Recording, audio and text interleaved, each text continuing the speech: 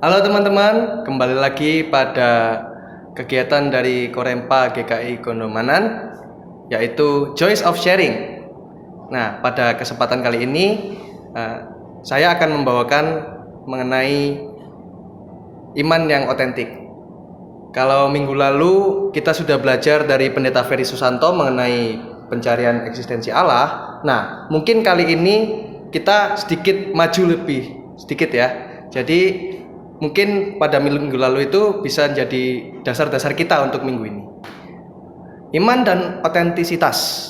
Apa itu iman yang otentik? Iman adalah tindakan membangun relasi dengan Tuhan.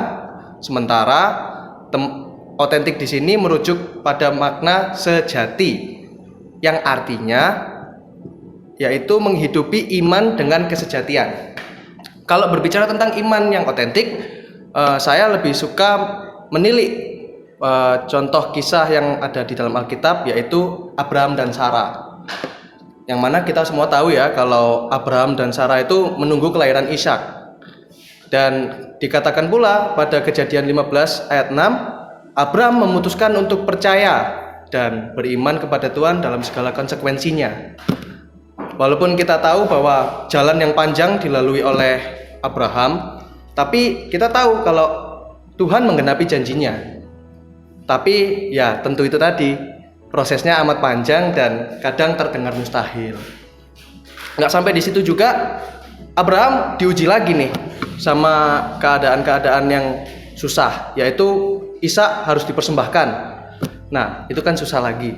Tapi kembali lagi, Abraham mampu melampauinya. Nah, kalau berbicara tentang Abraham nih, tokoh ini memang sangat menarik karena Abraham itu wujud bapak orang percaya, yang artinya Abraham mampu berjalan dengan iman walaupun ia tahu nih bahwa di depannya itu ia melangkah menuju ketidaktahuan dan ketidakpastian. Nah, hal inilah yang disebut sebagai lompatan iman, atau bahasa kerennya itu faith loop.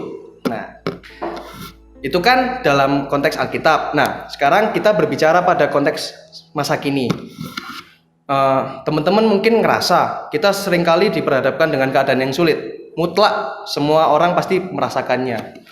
Baik keputusan-keputusan yang membimbangkan, pertimbangan-pertimbangan yang sulit, itu semua terjadi, mengepung kita masing-masing.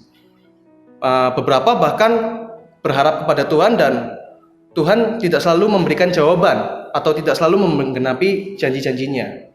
Contoh nih, dekat-dekat kemarin kan teman-teman mungkin ada beberapa yang berupaya untuk masuk kuliah atau sekolah dan sebagainya. Itu kan pasti membuat kita sedikit stres mungkin, atau mungkin ada keputusasaan nih mungkin. Nah, ditambah lagi ada keadaan pandemi yang seperti ini yang tentu mengguncang berbagai aspek kehidupan, baik finansial, sosial, hingga psikologis. Nah, justru tapi di keadaan-keadaan yang susah ini kita dilatih untuk semakin otentik dalam beriman. Kok bisa? Karena kita seringkali membuat Tuhan hanya sebagai pelarian. Ketika kita susah, kita datang kepada Tuhan. Ketika kita bahagia, nggak tahu kita kemana. Nah, disinilah sebenarnya kita telah salah membangun relasi dengan Tuhan. Yang artinya selama ini bisa jadi kita memperalat Tuhan atau menjadikan Tuhan seolah mesin, atau bahasa kerennya nih, Deus ex machina. Keren. Lalu pertanyaannya, bagaimana nih membangun relasi yang baik dengan Tuhan, dan bagaimana apabila kita telah berharap kepadanya namun belum satu pun harapan-harapan itu tergenapi? Tuhan mempunyai jawaban dan menghendaki jawaban itu, yaitu bekerja. Mungkin kita tahu ayat ora et labora, atau bekerja dan berdoa.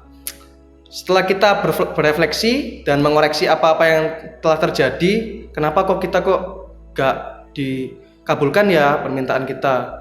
Kenapa kok gini kok gitu? Nah, bisa jadi bukan karena doa kita yang kurang atau iman kita yang minim. Mungkin teman-teman menyalahkan diri, ini Tuhan gak ada nih, saya minta tolong kok gak ditolong gitu. Ya, bisa jadi karena kegigihan kita untuk berupaya itu mungkin kurang atau masih dipertanyakan. Nah, kalau kita sudah sampai pada pemikiran itu, mungkin kita bisa mencapai titik labora est orare. Ini meminjam kata dari Pendeta Profesor Joas Adi Prasetya, yang artinya kita mulai melangkah untuk bersyukur dan berdamai dengan upaya-upaya kita selama ini.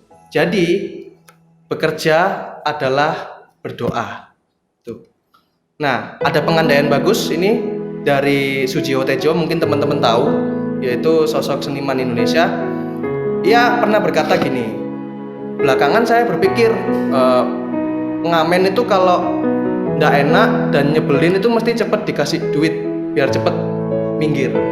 Tapi pengamen yang baik itu justru sama orang yang dengerin pasti ditunggu, bahkan kalau perlu disuruh imbuh lagi lagu-lagunya. Nah, mungkin bisa jadi kita sedang dalam proses seperti itu.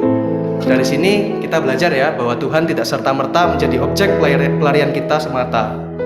Jadi Tuhan menginginkan kita membangun relasi yang sejati, yang otentik dengannya. Terima kasih.